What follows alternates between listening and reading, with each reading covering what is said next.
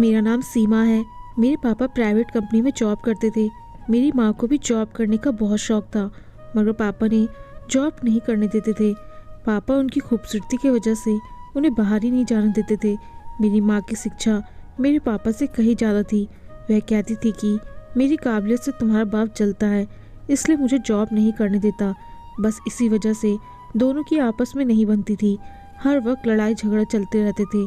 Mummy की बातों में ज़्यादा हस्तक्षेप उनके दोस्तों का रहता था, जो हर वक्त अपनी महंगी चीज़ों का दिखावा करते रहते थे।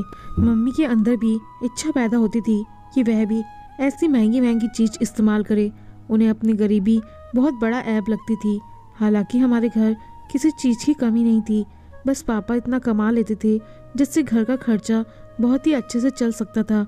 मेरी पैदाइश पर दोनों ही खुश थे, लेकिन जब उन्हें पता चला कि उनकी बेटी अपाहिज है तो वह एक दूसरे पर इस बात का इल्ज़ाम लगाने लगे थे। उन्हें तंदुरुस्त सेहतमंद बच्चा चाहिए था। मम्मी को अपने दोस्तों के सामने यह बताने में शर्मिंदगी होती थी कि उनकी बेटी अपाहिज है। पापा तो वैसे भी मुझे बोझ समझते थे। मैं सारा दिन रोती रहती थी। एक दादी ही थी जो मेरा ख्याल रखती थी, मेरे पास बैठी रहती थी, और ऐसे ही करते करते मैं 12 साल की हो गई थी। मुझे कहीं भी जाने की अनुमति नहीं थी। मैं मम्मी पापा की लड़ाई झगड़ा देख ही आई थी।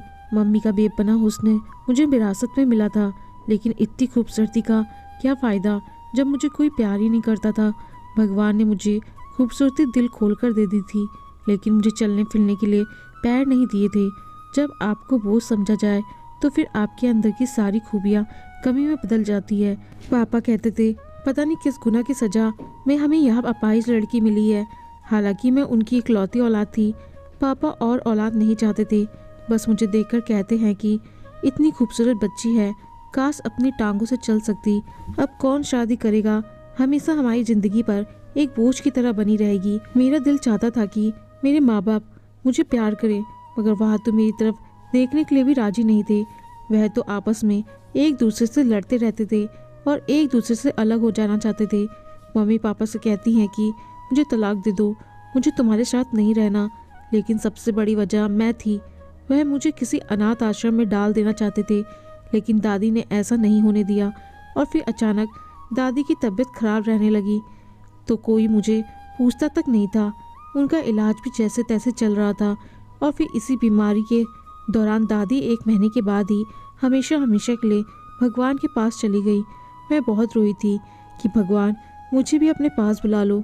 दादी को मरे हुए कुछ दिन ही गुजरे थे कि मम्मी पापा की लड़ाइयाँ और भी ज़्यादा बढ़ गई थी। मम्मी अपना सारा गुस्सा मुझे मारकर निकालती थी। उन्होंने कभी मुझे डॉक्टर को भी नहीं दिखाया था, क्या पता मैं ठीक ही हो जाती। मम्मी पापा के घर मौजूदगी में किसी आदमी से भी मिलने लगी थी। मम्मी ने मुझे सख्ती से मना कर दिया था कि यह बात मैं किसी को भी नहीं बताऊंगी। और फिर एक दिन मेरे मम्मी पापा में किसी बात पर बहस हुई।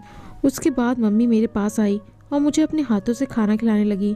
मैं हैरान हुई कि मम्मी को क्या हुआ है जो वह मुझे अपने हाथों से खाना खिला रही हैं, मगर मैं नहीं जानती थी इस खाने में जहर मिला हुआ है।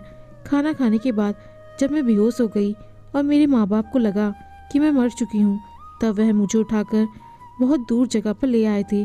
उस वक्त मेरी उम्र 14 साल थी। मैंने सुना हुआ था कि माँ बाप को अपनी औलाद से बहुत प्यार होता है। वह खुद को मुश्किलों में डाल लेते हैं, लेकिन अपनी औलाद पर आने वाली हर तकलीफ को दूर करने की कोशिश करते हैं।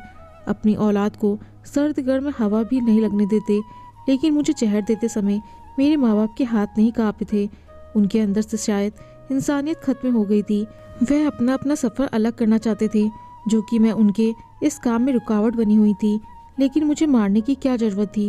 वह मुझे किसी अनाथ आश्रम में फेंक देते। वह समझे थे कि शायद उन्होंने मुझे मार दिया है। कहते हैं ना कि मारने वाले से बचाने वाला बड़ा होता है। मैं सच में मर गई होती अगर समय पर किसी भले इंसान ने मेरी जान न बचाई होती। मैं अस्पताल के बेड पर थी। मैं बहुत हैरान थी। आज के दौर में कौन ऐसा करता है, जबकि मेरी तो माँ और पापा ने भी मुझे मरने के लिए छोड़ दिया था।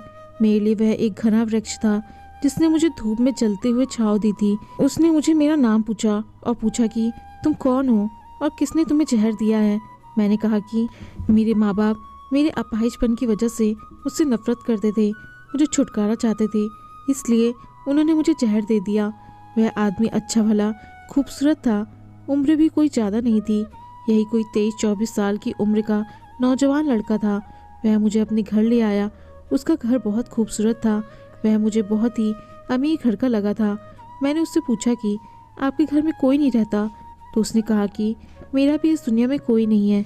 उसने कहा कि आप यहाँ रह सकती हैं। मुझे पहले तो बड़ी झिझक होती थी कि किसी गैर मर्द के घर में कैसे रुक सकती थी, लेकिन फिर मेरे पास कोई दूसरा रास्ता भी तो नहीं था। मैंने कहा कि आप मुझे कोई काम दे दे।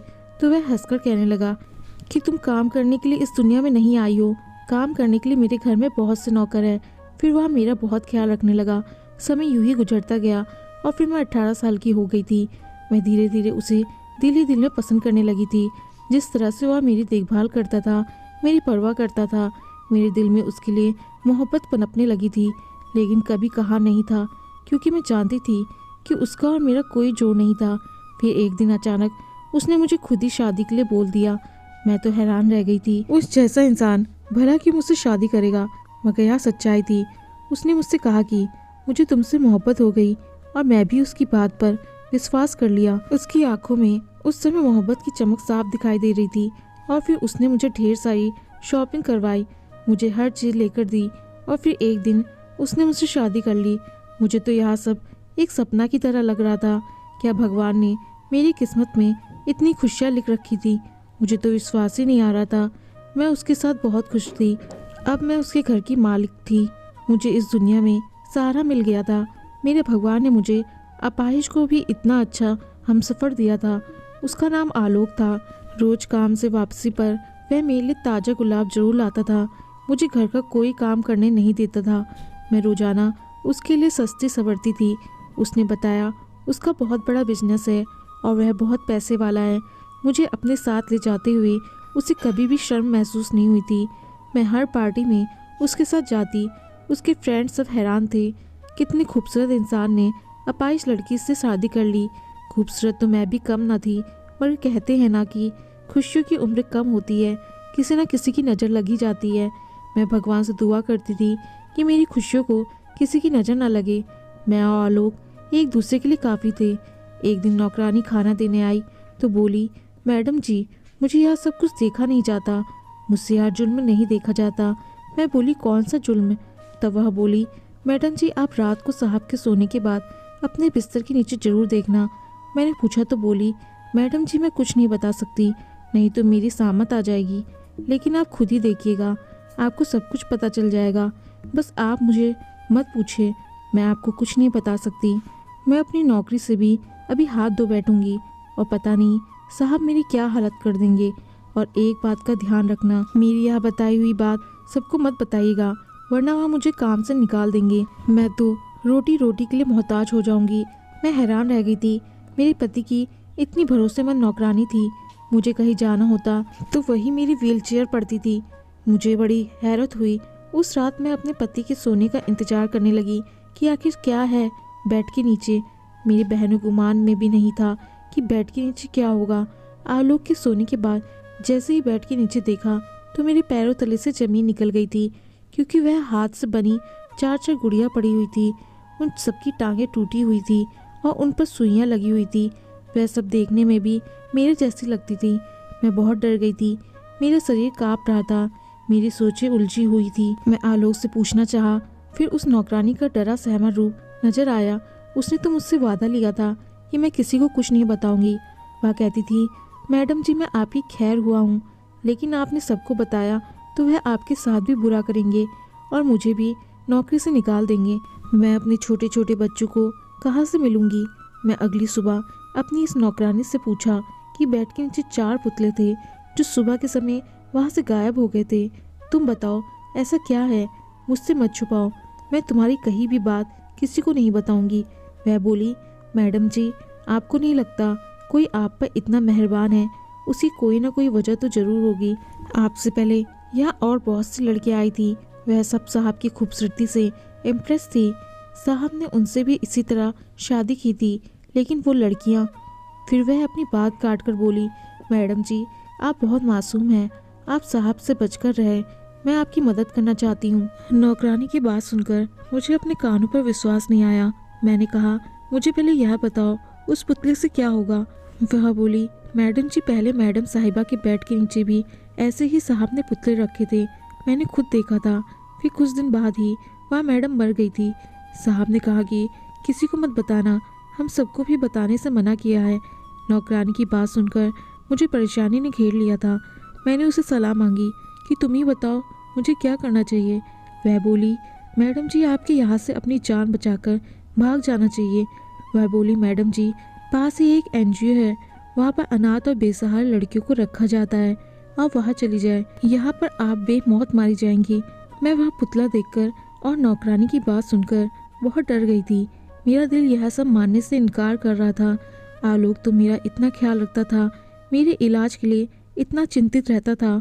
उसने कहा था कि मैंने डॉक्टर से बात कर ली है, डॉक्टरों ने उम्मीद दिलाई है कि तुम जल्दी ही ठीक हो जाओगी, तुम्हारा इलाज हो जाएगा और तुम अपने पैरों पर खड़ी हो सकोगी। कोई मुझे इतना चाहता हो और फिर वह यह कैसे सब कुछ कर सकता है, कैसे वह मेरी जान ले सकता है। मुझे समझ नहीं आया कि मैं किसका यकीन करूं और किसका ना करूं। नौकरानी एक दूसरी नौकरानी को लेकर आई, उसने भी वही कहानी सुनाई। दूसरी नौकरानी के मुंह से सुनकर अब तो मैं सच में डर गई थी। उस नौकरानी ने मेरी बहुत मदद की थी। उसी ने टैक्सी बुलाई और मुझे उस टैक्सी में बैठा दिया और ड्राइवर से कहा कि मैडम जी को एनजीओ के गेट तक उतार देना। ड्राइवर ने मुझे तो एनजीओ के गेट पर उतार दिया। मैं अपनी व्हीलचेयर पर बैठ रही थी, तभी मेरी माँ ने मुझे देख लिया और गाड़ी रोककर मेरे पास आ गई। वह मुझे जिंदा देखकर रोने लगी। मैं अपनी माँ को देखकर डर गई थी कि कहीं घर जाकर फिर से वह मुझे जहर ना दे दे, मगर मैं भाग भी नहीं सकती थी। मेरी आंखों में डर देखकर वह बहुत शर्मिंदा हुई। वह मुझे कहने लगी, बेटा मुझे माफ़ कर दो, मैं तुम्हारे साथ जो कुछ भी किया है बहुत गलत किया था। मैं तो समझी थी तुम मर गई हो, मगर तुम तो जिंदा हो। वह मेरे पास आने लगी, लेकिन मुझे उन पर गुस्सा आया। मैंने कहा कि खबरदार, आपने मेरे करीब आने की कोशिश भी की तो मैं आपको कभी माफ़ नहीं करूँगी। वह मेरे पाँव पड़ गई, बोली कि मुझे माफ़ कर दो। उस दिन तुम्हें मारना मेरा फैसला नहीं था, बल्कि यह फैसला तुम्हारे बाप का था। मैं बहुत मजबूर थी, मगर अब तुम मेरे साथ रहोगी। तुम्हारा बाप मुझसे ना जाने कब का अलग हो गया है और उसने अपनी एक अलग दुनिया बसा ली है। मैंने कहा कि मैं कैसे विश्वास कर लूँ कि आप घर जाकर मुझे अच्छे से रखेंगे, मुझे मारेंगे नहीं, मेरे साथ बुरा बर्ताव नहीं करेंगे। मेरी माँ रोने लगी, कहने लगी, मेरी बच्ची, मेरा यकीन करो, मेरी तड़पती हुई ममता को सुकून आ जाएगा। मुझे एक मौका दो। मेरा दिल भी भर आया। मैंने उनको गले लगाकर खूब आंसू बहाए। वह मुझे अपने घर ले आई। मैंने पूछा, पापा और आपकी तलाक क्यों हुई? मम्मी बोली, तुम्हारे पापा का मेरे साथ रहने का बिल्कुल भी मन नहीं था, वह मेरे साथ रहना ही नहीं चाहते थे। उन्होंने धमकी दी थी कि अगर मैं तुम्हें मारने में उनके साथ नहीं दिया तो वह हम दोनों को ही मार देंगे। इसलिए मैंने इस डर से उनका साथ दिया था। लेकिन मैं मानती हूँ मुझे इस कदर कमज़ोर नहीं होना चाहिए था। फिर एक दिन तुम्हारे बाप ने दूसरी शादी कर ली। मैं तुम्हारे मामा के घर चली गई, लेकिन उन्होंने भी मेरा साथ नहीं दिया। सब ने यही कहा कि मर्द दूसरी शादी तभी करता है जब वह अपनी पहली औरत से खुश नहीं होता। तुमने अपने पति को खुश नहीं रखा, तभी उसने दूसरी शादी की। इसमें तुम्हारी ही गलती है। तुम्हारा बाप कहता था कि मैं अपनी नई पत्नी के साथ साथ तुम्हें भी रखने को तैयार हूँ, लेकिन मैं तो उस इंसान के साथ रहना नहीं चाहती थी। मैं सारी सारी रात रोती रहती थी। एक ऐसी माँ हूँ जिसने अपनी बेटी को ही जहर दे दिया था। जमीर की अदालत में एक पल के लिए भी सुकून नहीं था। तुम्हारे पापा के साथ मैं रहना नहीं चाहती थी। मैं पहले दौलत के लालच में थी। मुझे तुम्हारे पापा का एक दोस्त पसंद था, लेकिन मैं समझ गई थी कि कोई मर्द भरोसे के काबिल नहीं होता। मेरी तलाक के बाद वह भी मुझसे शादी करने के लिए राजी नहीं था। मैंने नौकरी की तलाश शुरू कर दी। फिर मुझे नौकरी भी मिल गई। जब मैं नौकरी करना शुरू कर दी तब मुझे एहसास हो गया कि मैं क्या किया है। सारी उम्र तुम्हारी कदर नहीं की। तुम मेरी औलाद थी। मैंने तुम्हारे साथ बहुत बुरा किया। कितने लोग होते हैं जो औलाद की खुशी को तरसते रहते हैं और भगवान से दुआएं करते हैं, उनकी मुंह नहीं थकते, मिनट मांगते हैं। मुझे तो भगवान ने औलाद की खुशी दी थी। मुझे माफ़ कर दो। मैं उनको और शर्मिंदा नहीं देख सकती थी, इसलिए मैंने अपनी माँ को माफ़ कर दिया। मेरी माँ खुश हो गई। मेरी माँ बोली, अब मैं तुम्हें कहीं जाने नहीं दूंगी। इतने समय तुम कहाँ रही थी? मैंने कहा, जब आप लोग मुझे मारकर कचरे में फेंक गए थे तब मुझे एक आदमी अपने घर ले गया था, मेरा इलाज करवाया और फिर उसी ने मुझसे शादी कर ली। लेकिन मुझे पता चला वह इंसान अच्छा नहीं है। मुझे वहाँ काम करने वाली नौकरानियों ने बताया है कि उसने पहले भी बहुत सी शादियाँ की हुई हैं और वह अपनी पत्नी की हमशक्ल गुड़िया बेड के नीचे रखता है और फिर कुछ ही दिन के बाद उसकी पत्नी मर जाती है। जब मुझे यह सच्चाई पता चली तो मैं वहाँ से भाग आई। मैंने रोते हुए अपनी माँ को सारी बात बता दी। मेरी माँ रोते हुए बोली, यह सब मेरी वजह से हुआ है, मैं अच्छी माँ नहीं हूँ, तभी तुम्हें इतनी मुश्किलें देखनी पड़ी, तुम अपनी माँ को माफ़ कर दो। मैंने कहा, मम्मी इसमें आपका कोई दोष नहीं है। अब मम्मी बोली, इसमें मेरा ही दोष है, तुम्हें इस कदर नफरत से पाला, तुम्हें दिन रात भूखी रखती थी, तुम्हें मारती पीटती थी, तुम डर जाया करती थी, लेकिन मैं तरस नहीं खाती थी। मगर अब तुम्हें कभी शिकायत का मौका नहीं दूंगी, एक अच्छी माँ बनकर दिखाऊंगी। अब मैं अपनी माँ के साथ रहने लगी थी। वह मुझसे बातें करने की बहुत कोशिश करती थी। मम्मी इस उम्र में भी बहुत खूबसूरत थी, कहीं से भी एक शादीशुदा बेटी की माँ नहीं लगती थी। कोई भी धोखा खा सकता था। उनकी उम्र और चाल चलन से वह मेरी बहन लगती थी। अब भी उन पर कई मर्द मरते थे। मम्मी ने बताया कि वह जहाँ जॉब करती थी, यह घर उन्हें इस कंपनी की तरफ से मिला हुआ है। ऑफिस की तरफ से गाड़ी भी मिली थी। वह किसी अच्छी पोस्ट पर जॉब करती हैं। मुझे कहा कि मैं जल्द तुम्हें तुम्हारे पति से तलाक दिलवा दूंगी, तुम्हें घबराने की ज़रूरत नहीं है, अब तुम अकेली नहीं हो, तुम्हारी माँ तुम्हारे साथ है। मैं खुश हो गई कि मैं अकेली नहीं हूँ। मुझे कहीं ना कहीं आलोक को छोड़ने का दुख जरूर था। मुझे आलोक की याद भी सताती थी, लेकिन मैं उसे इंसान की शख्सियत से जानकार नहीं थी कि वह कैसा है और आगे मेरे साथ क्या कर सकता था। मम्मी ऑफिस से वापस आकर मुझे खूब सारी बातें करती, मुझे बताती कि मैं अपने पुराने सब दोस्तों को छोड़ दिया है, सब मुझे नीचा दिखाती थी, उन्होंने ही मेरे अंदर जहर भर दिया था। मैंने कहा कि इंसान गलतियों से ही सीखता है। मम्मी ने मेरे सामने तलाक के पेपर रखे, कहने लगी, यह पेपर मैंने तैयार करवा लिए हैं, तुम इन पर साइन कर दो। तलाक के पेपर देखकर मेरा दिल ना जाने क्यों धड़क उठा था। मैंने पेपर माँ से ले ली। मैंने कहा, मैं सोच समझकर साइन कर दूंगी। मैं रोज़ पेपर देखती हूँ, लेकिन मुझे साइन करने की हिम्मत नहीं होती थी। माँ मुझे रोज़ पेपर मांगते कि तलाक के पेपर पर साइन कर दो, जिससे कि आलोक से भी इन पेपरों पर साइन करवाए जा सके। मुझे यहाँ रहते 1 महीना हो गया था। एक दिन रात को प्यास की वजह से उठी। वैसे तो मम्मी मेरे कमरे में ही पानी का जग रख देती थी, लेकिन आज मेरे कमरे में पानी नहीं था। मैं अपनी व्हील चेयर पर बैठी और किचन में जाने लगी, लेकिन मुझे माँ के कमरे से आवाज़ आ रही थी। मुझे हैरत हुई कि सुनो तो सही, वह किससे बात कर रही हैं। रात के समय मम्मी के कमरे में कौन हो सकता है। मम्मी ने तो कहा था कि उन्होंने सबसे संबंध तोड़ दिया है। मैं गौर से सुनने लगी, किसी मर्द की आवाज़ आ रही थी। मम्मी को वह आदमी कह रहा था कि तुम जल्द से जल्द अपनी बेटी को तलाक दिलवाओ, वरना मैं तुम्हें नौकरी से निकाल दूंगा। शायद वह मेरी माँ का बॉस था, लेकिन रात के समय वह भी मेरी माँ के कमरे में। मुझे यह सब ठीक न लगा। फिर वह कहने लगा, तुम जो मुझसे शादी करने के सपने देख रही हो, तुम्हारे सपने तभी पूरे होंगे जब तुम मेरा काम करोगी। अगर मैं तुमसे अपना घर और गाड़ी वापस ले ली तो तुम सड़क पर आ जाओगी। तुम अभी तक अपनी बेटी को तलाक नहीं दिलवा सकी हो। मैंने इतना कुछ किया, तुम्हारी बेटी की नौकरानी को पैसे दिए, उसको घर से निकलवाया, तुम्हारी बेटी के दिल में शक पैदा किया, झूठे पुतले बनवा कर रखे, और तुम उससे अभी तक तलाक के पेपर्स पर साइन नहीं करवा सकी हो। यह अपाहिज लड़की मेरी बेटी की ज़िंदगी में नहीं होनी चाहिए।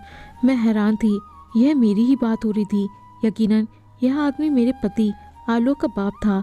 मेरी माँ बोली, जैसा तुम बोलोगे वैसा ही होगा, अब तुम्हें शिकायत का मौका नहीं मिलेगा। मैं अपनी बेटी के दिल में जगह बना ली है, और उसके दिल में जगह बनाते बनाते इतना समय लग गया। वह बहुत भोली भाली है। मैं उससे तलाक के पेपरों पर साइन करवा लूँगी। अब मुझे सारी बात समझ आ गई थी। मुझे अपनी काम वाली पर गुस्सा आया। मैंने इतनी मोहब्बत करने वाले पति पर विश्वास नहीं किया। मैंने कितनी आसानी से उसको छोड़कर आ गई थी। जो माँ बेटी को जहर दे सकती है, वह भला अचानक इतनी अच्छी कैसे हो गई। यह सोची समझी चाल थी।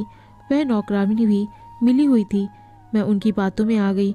उन्होंने ही वह गुड़िया मेरे बेड के नीचे रखी थी और यहाँ मनगढ़ंत कहानी बनाई थी। मुझे एकदम घुटन का एहसास हुआ। मैं यहाँ से निकल जाना चाहती थी। मैं चुपचाप जाकर अपने कमरे में लेट गई थी। मैंने मम्मी को भी बिल्कुल भी एहसास नहीं होने दिया कि मैं उनकी सच्चाई जान चुकी हूँ।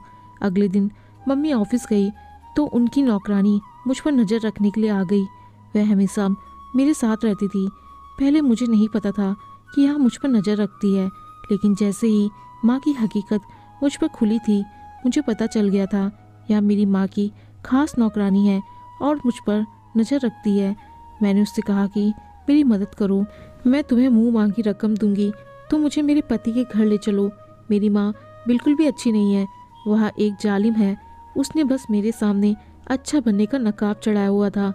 मैंने कहा कि वह मुझे तलाक दिलवाना चाहती है, मेरा घर बर्बाद कर देना चाहती है। मेरा घर बर्बाद करने के बाद उस अमीर आदमी से शादी करके वह मुझे छोड़कर चली जाएगी। तुम मेरी मदद करो, भगवान तुम्हें इसका फल देगा। उस नौकरानी को शायद मुझ पर दया आ गई थी और उसे कुछ पैसों की भी ज़रूरत थी, इसलिए वह मान गई। मैंने तुरंत अपने हाथों में पहने हुए सोने के कंगन उस नौकरानी को दे दिए। मैंने कहा, मैं इसके बाद भी तुम्हें तुम जितनी रकम मांगोगी उतनी दूंगी, बस मेरी मदद कर दो। वह खुश हो गई थी। वह मुझे एक ऑटो में बिठाकर सीधा आलोक के पास आ गई। मेरा पति अभी मेरी यादों में तड़प रहा था और मेरी याद में सूख कर अंधा हो गया था। मुझे देखकर हैरान हुआ और बोला कि तुम कहाँ चली गई थी बगैर बताए? मैं तुम्हें कहाँ कहाँ नहीं ढूंढा। ऐसी कौन सी गलती हो गई थी जो तुमने मुझे छोड़ दिया? मैंने कहा, आलोक मुझे माफ़ कर दो। तुम्हारी खास नौकरानी ने मुझसे कहा था कि तुम लड़कियों को इस्तेमाल करते हो और फिर उन्हें जान से मार देते हो।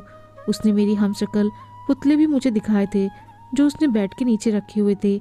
मैं आलोक को सारी कहानी बताई। नौकरानी को ढूंढा तो वह घर में कहीं भी नहीं थी। आलोक को तो कुछ भी पता नहीं था। जब मैं घर छोड़कर गई तो इस नौकरानी ने ही आलोक को बताया कि वह अपने माँ बाप के पास वापस चली गई है। उसने आलोक से कहा था कि तुम्हारी पत्नी अब कभी वापस नहीं आएगी।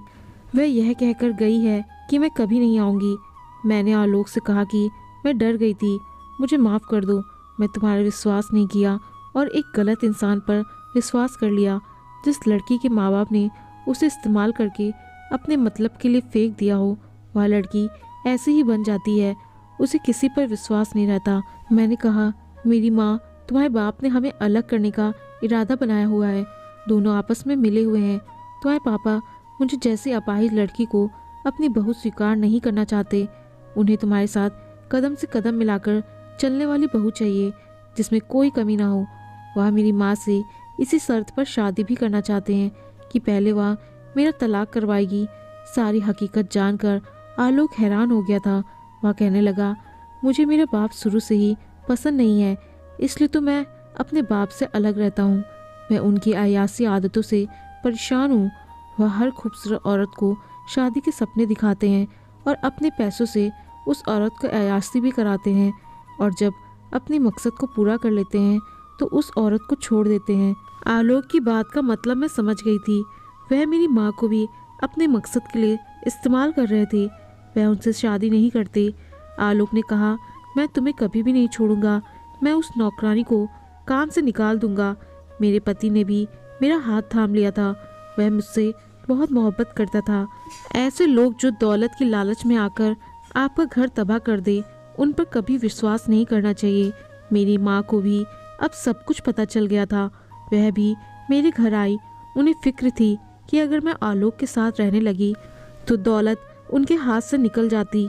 असल में उन्हें किसी से मोहब्बत ही नहीं थी। वह तो सिर्फ दौलत की भूखी थी। कहने लगी, तुम मेरी बेटी हो, मेरे साथ चलो, देखना मैं तुम्हारा इलाज करवाऊंगी। यह आदमी अच्छा आदमी नहीं है, तुम्हारी जान ले लेगा। मैं तुम्हें इस आदमी से तलाक दिलवा दूंगी। मैंने कहा, मैं आपका असली चेहरा देख चुकी हूँ। अब मैं आलोक के साथ रहूंगी। मैं बेवकूफ़ थी जो आप पर विश्वास किया।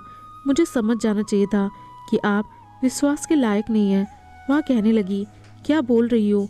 मैं तुम्हारा इलाज करवाना चाहती हूँ। तुमने तो मुझे माफ़ कर दिया था।